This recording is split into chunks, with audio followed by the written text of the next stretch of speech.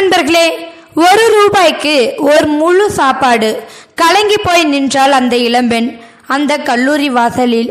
ஆம், எப்படியாவது அந்த கல்லூரியில் சேர்ந்து படித்துவிட வேண்டும் என்று ஏராளமான நம்பிக்கை கனவுகளோடு வந்தவளுக்கு ஏமாற்றமே அங்கு காத்திருந்தது.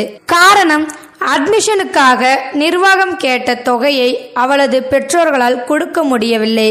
கூடவே வந்திருந்த பெற்றோர் ஏமாற்றத்துடன் நின்ற தங்கள் மகளின் கலங்கிய கண்களை பார்க்க திராணி இல்லாமல் வேறு எங்கோ பார்ப்பது போல, ஆனால் குமுறல்களை மனதுக்குள் சுமந்து கொண்டு கூனி குறுகி நின்று கொண்டிருந்தார்கள்.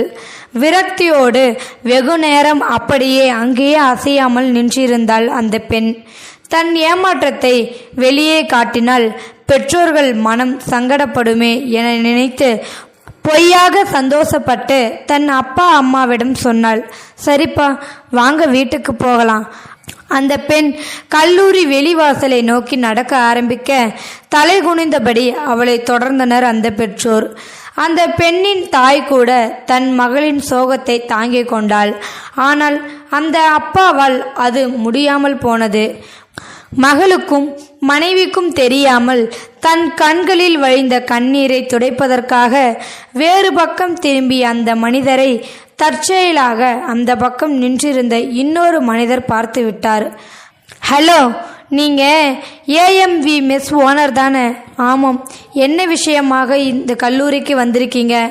கலங்கிய கண்களுடன் தன் கதையை சொன்னார் வெங்கட். அதை கேட்டுவிட்டு அந்த மனிதர் கல்லூரி நிர்வாகத்திடம் சென்று ஏதோ பேசிவிட்டு வந்தார். அவ்வளவுதான். அடுத்த நொடியிலேயே அந்த சூழ்நிலையே முற்றிலும் மாறிப்போனது. அவர் மகளின் கனவு அன்றைய தினமே நிறைவேறியது. அந்த பெண்ணின் கல்லூரி அட்மிஷன் செலவு முழுவதையும் ராமகிருஷ்ணா மேடம் ஏற்றுக்கொண்டது. ஆம், அந்த இளம்பெண் தான் ஆசைப்பட்டபடியே அந்த கல்லூரியில் சேர்ந்து விட்டாள். என்ன நடந்தது இந்த அதிசயம்? அந்த மாணவியின் அப்பா வெங்கட்ராமன் நடத்தி வரும் மெஸ்ஸில் அப்படி என்னதான் இருக்கிறது? அது இருக்கட்டும், அது எங்கே இருக்கிறது? ஈரோடு அரசு தலைமை மருத்துவமனை அருகில் இருக்கிறது. 1 ரூபாய்க்கு முழு சாப்பாடு. இதை பற்றி சொல்கிறார் வெங்கட்ராமன்.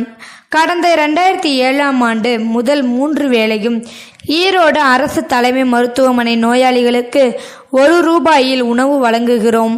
காலையில் மருத்துவமனை உள்ளே சென்று கஷ்டப்படும் 10 குடும்பங்களை கண்டுபிடித்து 1 ரூபாய் வாங்கி கொண்டு 10 டோக்கன் கொடுப்பேன். 1 டோக்கனுக்கு 3 தோசைகளும் 2 இட்லிகளும் வாங்கி கொள்ளலாம். அதேபோல் பகலில் 40 டோக்கன்களை கொடுப்பேன். இதில் முழு மதிய உணவு அவர்கள் திருப்தியாக சாப்பிடும் அளவுக்கு கட்டி கொடுத்து விடுவேன். அதேபோல் 20 டோக்கன்கள் வழங்குகிறோம். இரவு நேரத்தில் 3 தோசை 2 சப்பாத்தி இருக்கும். வருங்காலங்களில் இதனை 100ஆக உயர்த்த திட்டமிட்டுள்ளோம். எப்படி வந்தது உங்களுக்கு இப்படி ஒரு ஐடியா?